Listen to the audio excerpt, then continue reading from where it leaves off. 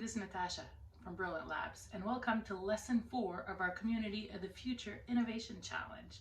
In this lesson, we will really start identifying scale and also building sizes for our community models. So hopefully you had a chance to go through Lesson 1, 2, and 3, where we already have defined our community. We looked at it through different lenses by really taking empathy. And we have also taken time to understand what it is for climate change and how we can take climate action. So for today, we will identify scale and building size. In this lesson, students will really take time to really understand which ways that each of their component in their model can represent the current issues and what they have discovered, and really how everything can really be scaled together. So for a fun way to talk about scale and understanding how we can build our community, we have that students go around and gather like 2-3 empty boxes, any box that they can find, a Kleenex box, a cereal box, anything that they can have brought from home, to really start working together. And don't forget that there's always our student journal that's on our website that you can always have access to, and it has also great resources for teachers all on our website, brilliantlabs.ca. So when students arrive in class, have them arrange the boxes to start forming a model of their community.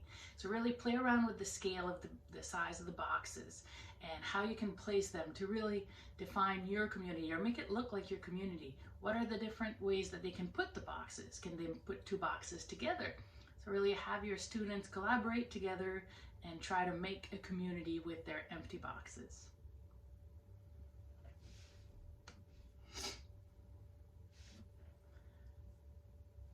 From here, you can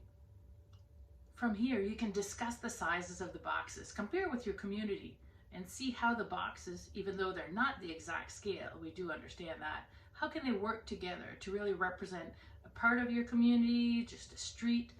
How can they work together?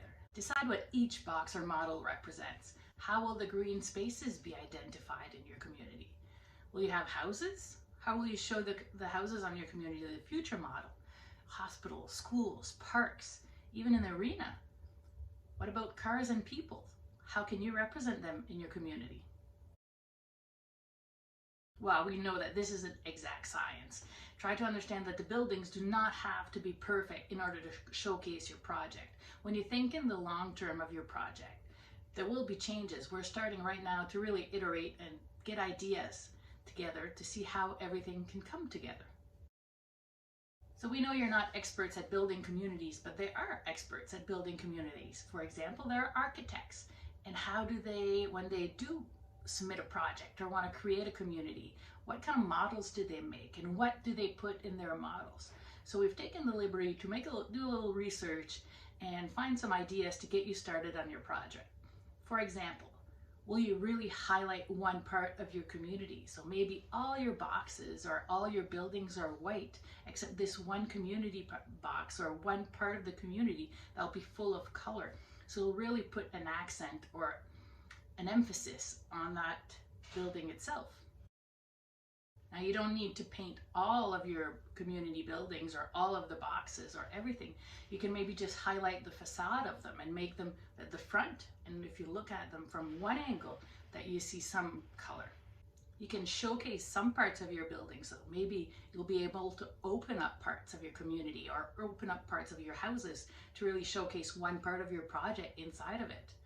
The more land you want to showcase in your model, the less details that you need on the buildings. That's one trick from architects. So maybe you don't have to spend too much time painting or drawing details on your buildings themselves. One of the most important things when you do make a model like this is really to decide ahead of time what you want us to see.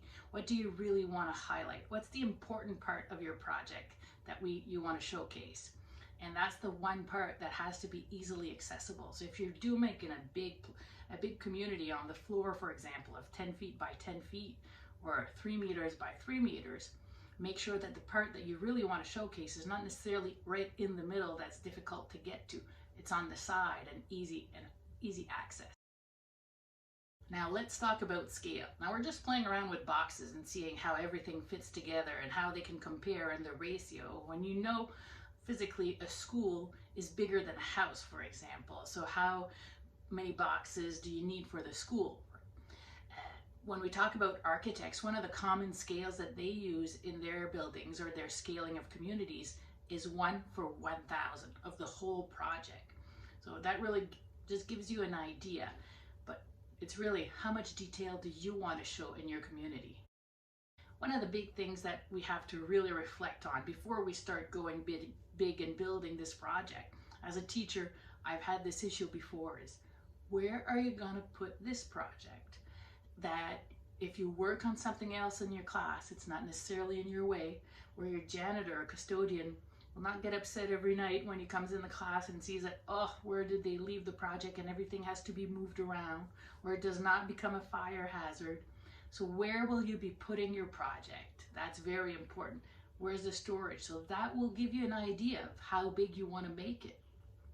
Also keep in mind is, do you need to transport it somewhere? Will you need to bring it to a showcase area? So that's another idea. Can it be taken down in some parts maybe and then assembled? How will you keep that puzzle in mind and not lose any pieces? One of the most important things when we make these kinds of projects is really having it that it's a fun project and that it's not necessarily in the way or that it doesn't become too much problematic. One of the other things that can sometimes be a problem is your budget for your materials. So what type of materials will you be using to make sure that everything that you're using is sustainable and not necessarily creating more problem for climate? As always, we do have exit slips for you teachers to be able to assess what the students learned during this session. For today's question, we'll be asking, hey, why are your materials sustainable? And don't forget, you can always reach out to us at brilliantlabs.ca. We can help for materials for your projects if you're in the Atlantic provinces in Canada.